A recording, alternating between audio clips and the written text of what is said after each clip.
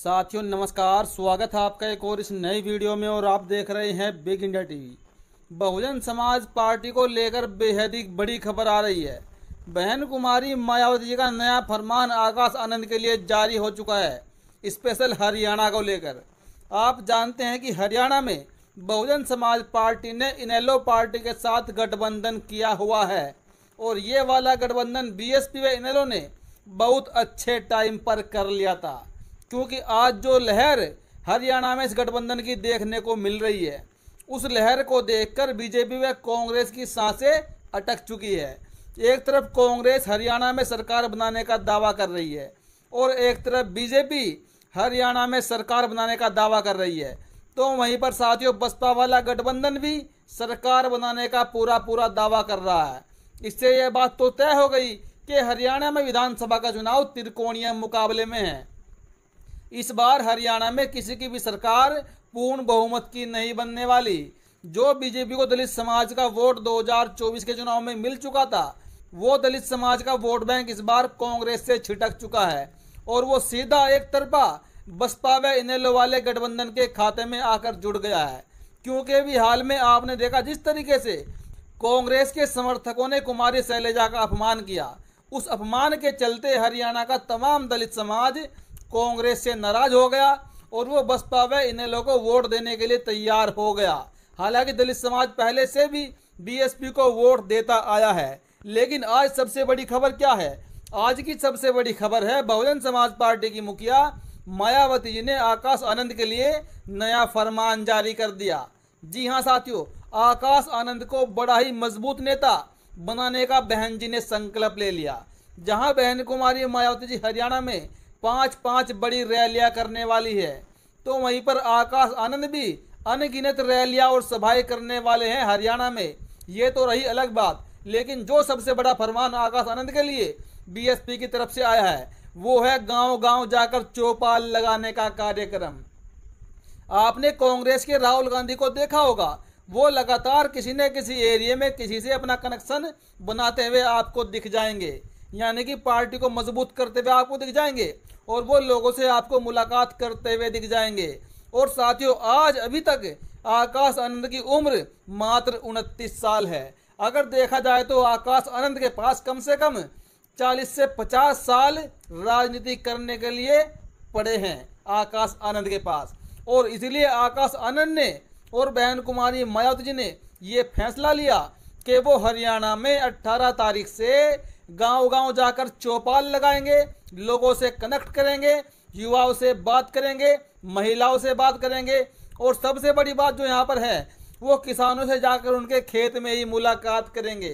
यानी कि एक तो बात जब होती है जब नेता बड़ी रैली में भाषण देता है, लोग उनको सुनते हैं, उसका अलग असर पड़ता है लोगों के ऊपर। लेकिन जब कोई बड़ा नेता जमीन पर उतरकर लोगों के बीच में खड़ा होता है, जब उसके पास 10 लोग बैठते हैं, खड़े होते हैं घेर कर, तो उनकी बातों का अलग इंप्रेशन, अलग कनेक्शन लोगों के साथ में बनता है।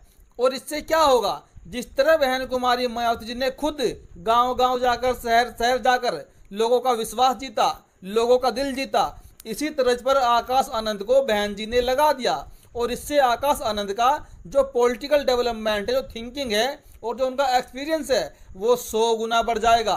क्योंकि आगे आने वाले समय में सब जानते हैं आकाश आनंद को ही बहुजन समाज पार्टी की कमान संभालनी है और उनको जनता को समझने का मौका इस बार मिला है 18 सितंबर से हरियाणा में।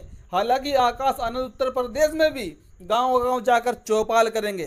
तो साथियों, सबसे बड़ी खबर यह है कि बहन जी का आदेश आकाश आनंद को मिल चुका है। वो गांव-गांव जाकर चौपाल लगाएंगे, युवाओं से मिलेंगे, किसानों से मिलेंगे, बुजुर्गों से मिलेंगे, महिलाओं से मिलेंगे और बहुजन समाज पार्टी को मजबूत करने का काम करेंगे।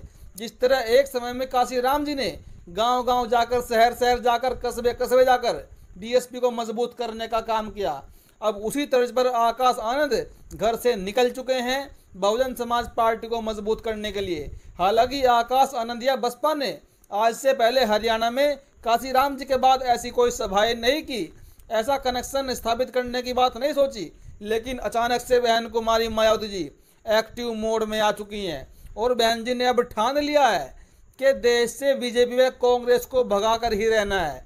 क्योंकि अभी हाल ही में बसपा ने जो गठबंधन किया हरियाणा में, इसकी लहर चारों तरफ देखी जा रही है।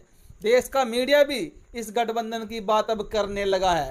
हालांकि देश का मीडिया गोदी मीडिया है, वो 90% बीजेपी की बात करता है तो 10% कांग्रेस की बात करता है। लेकिन कहीं ना कहीं मजबूरी में आकर उनको इस गठबंधन को जगह देनी पड़ेगी, क्योंकि फिर उनके आंकड़े फेल हो जाएंगे, उनके ओपिनियन पोल धराशायी हो जाएंगे और जनता का उनसे विश्वास उठ जाएगा। और अब मैं आपको बताऊंगा, आखिरकार बहन कुमारी मायावती जी ने एक और बड़ा फैसला लिया है। हरियाणा के विधानसभा चुनाव से पहले मायावती जी ने लखनऊ के अंदर बड़ी मीटिंग बुलाई है, जम्मू कश्मीर को लेकर, उत्तर प्रदेश को लेकर और साथियों हरियाणा को लेकर। ये बड़ी मीटिंग बहन जी ने लखनऊ में बुलाई है 19 सितंबर को, और चुनाव के लिए इन पर बात की जाएगी। एक तरीके से समीक्षा मीटिंग भी हो सकती है और इसमें बहुत बड़े फैसले बहन कुमारी मायावती जी ले सकती है। और एक तरफ पूरे देश में खबर चल रही है कि अरविंद केजरीवाल ने हरियाणा में सवर्ण मुख्यमंत्री देकर अपना जातिवाद दिखा दिया है, अपना सवर्ण प्रेम दिखा दिया है। और इसको लेकर आकाश आनंद ने जो फटकार केजरीवाल को लगाई है वो आपको सुनना बेहद जरूरी है। दिल्ली में आम आदमी पार्टी से श्री अरविंद केजरीवाल जी ने शराब घोटाले की वजह से दिल्ली के मुख्यमंत्री पद से इस्तीफा दे दिया है। साथ ही उनके आदेश पर श्रीमती अतिशी सिंह जी को दिल्ली का नया मुख्यमंत्री बनाया जा रहा है। ये दिल्ली के दलित समाज के साथ धोखा है, ये दिल्ली के दलित समाज के साथ धोखा है। इस फैसले से एक बार फिर केजरीवाल जी का सवर्ण प्रेम जग जाहिर हो गया है। दिल्ली में दलित समाज को उम्मीद थी कि सीएम उनके समाज से होगा, लेकिन केजरीवाल जी को मनीष सिसोदिया, संजय सिंह और अब अतिशी जी पर भरोसा है, पार्टी के दलित विधायकों पर नहीं। आम आदमी पार्टी ने बहुत चालाकी से झाड़ू सिंबल लेकर दिल्ली के दलितों को ठगा है। आगामी चुनाव में दिल्ली के लोग इस ठगी का जवाब देंगे।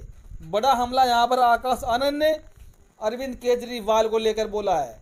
और एक तरफ साथियों बहन कुमारी मायावती जी ने केजरीवाल को लेकर क्या कुछ कहा वो भी आप देख लीजिए। श्री अरविंद केजरीवाल द्वारा दिल्ली के सीएम पद से अब इस्तीफा देना वास्तव में जनहित कल्याण से दूर इनकी चुनावी चाल व राजनीतिक पैंतरेबाजी है।